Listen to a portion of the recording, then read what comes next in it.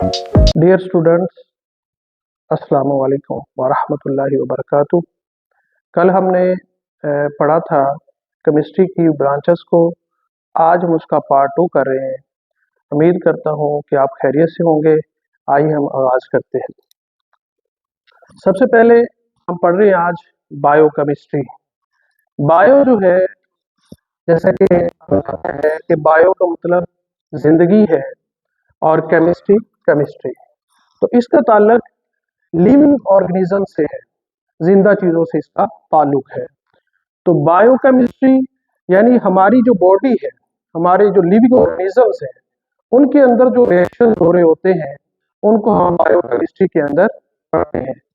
तो chemical process occurring in living organism के अंदर जो केमिकल प्रोसेस होता है उसको हम बायोकेमिस्ट्री कहते हैं।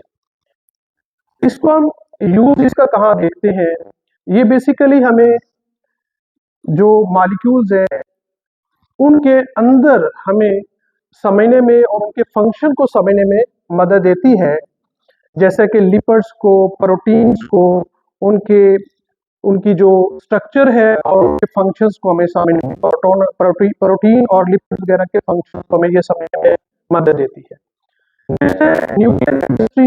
न्यूक्लियर केमिस्ट्री जो है ये बेसिकली न्यूक्लियस से है। न्यूक्लियस के अंदर जो रिएक्शन टेक प्लेस हो रहे होते हैं, न्यूक्लियस के अंदर, एटम के अंदर जो न्यूक्लियस होता है, बेसिकली एटम, ये आप देखिए, ये एक एटम है और एटम के अंदर न्यूक्लियस है। न्यूक्लियस के अंदर जो रिएक्शन हो रहे होते हैं, इसके अंदर वो वाली केमिस्ट्री जो है उसे हम न्यूक्लियर केमिस्ट्री कहते हैं। तो एटम का जो न्यूक्लियस है, इसके अंदर जो रिएक्शन हो रहे होते हैं उसको हम न्यूक्लियर केमिस्ट्री कहते हैं।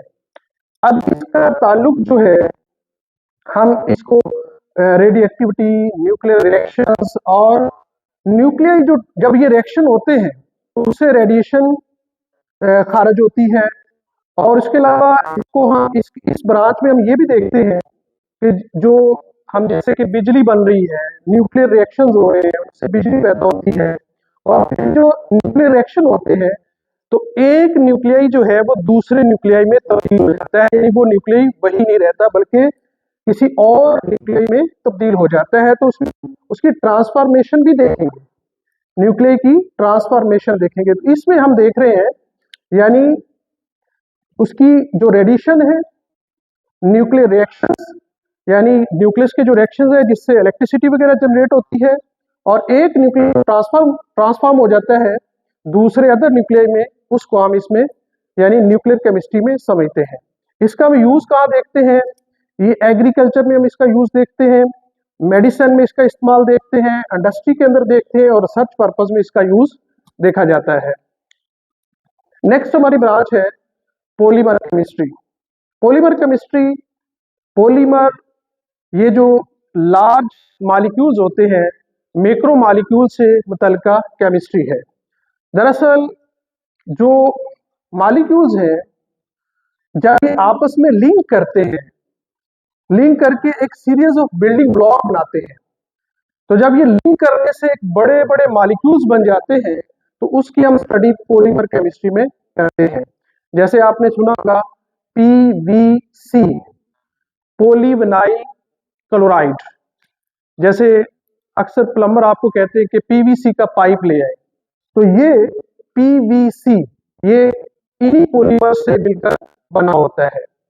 इस यूजेस अगर देखे जाए पॉलीमर केमिस्ट्री के, जो कि लिंक करके बनती है मॉलिक्यूल्स के और फिर बिल्डिंग उनकी बनती है एक बड़े ब्लॉक्स की तरफ, तो हम उसे पॉलीमर केमिस्ट्री कहते हैं। पॉलीमर केमिस्ट्री में जैसे प्रोटीन है, ये भी बिल्डिंग ब्लॉक से क्रिएट होती है। जब मॉलिक्यूल्स लिंक करते हैं टुगेदर तो प्रोटीन जो है वो बिल्ड होती है। इसी तरह सेलुलोज है, न्यूक्लिक एसिड है, तो ये चीजें जो है ये हमारी बिलोंग करती है पॉलीमर केमिस्ट्री से।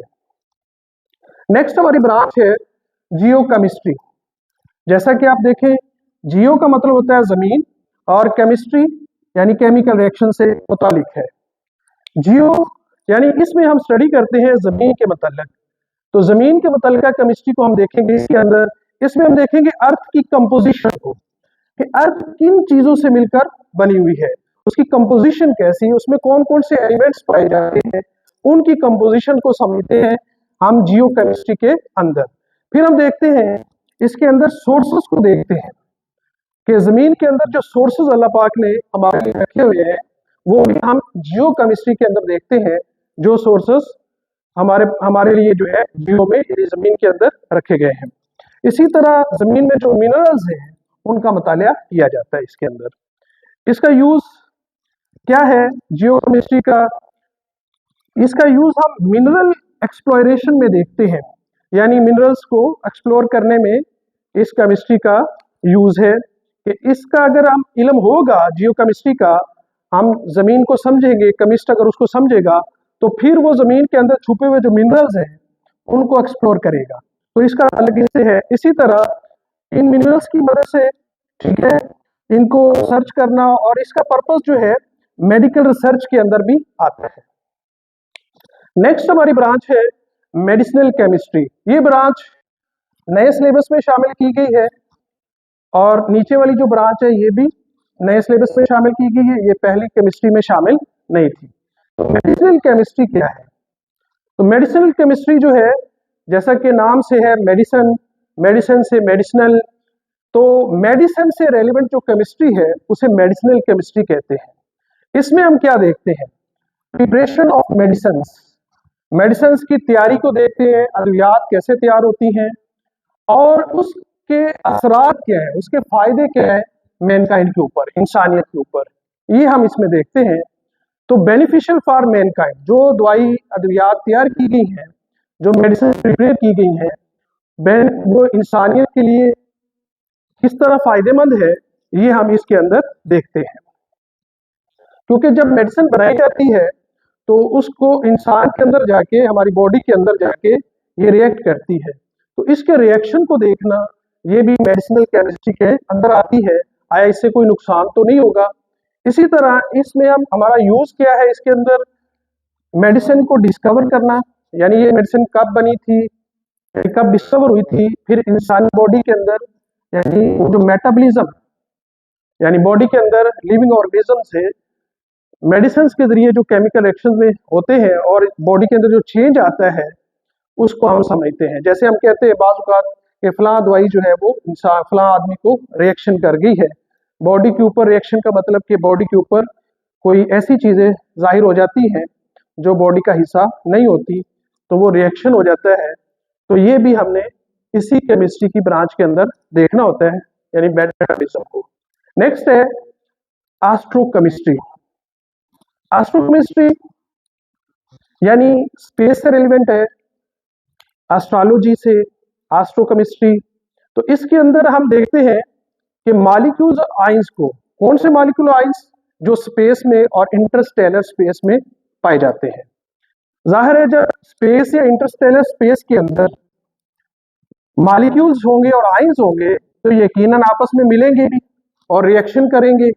रिएक्शन करने के नतीजे में जो है कोई ना कोई नई चीज बनती है, और इसकी जो स्टडी है, जो आइंस और मॉलिक्यूल्स के रिएक्शंस के नतीजे में स्टडी होती है, उससे जो रेडिएशंस वगैरह बनती है, वो हम एस्ट्रोकेमिस्ट्री के अंदर स्टडी करते हैं। तो एस्ट्रोकेमिस्ट्री बेसिकली जो है ये मॉलिक्यूल्स आइंस का स्पेस के अंदर मुतालिया करना, ये एस्ट्रोकेमिस्ट्री से बिलोंग करता है। तो दोबारा देखिएगा, मॉलिक्यूल्स और आइंस का स्पेस और इंटरस्टेलर स्पेस में स्टडी करना एस्ट्रोकेमिस्ट्री कहलाता है। इसके यूज क्या है?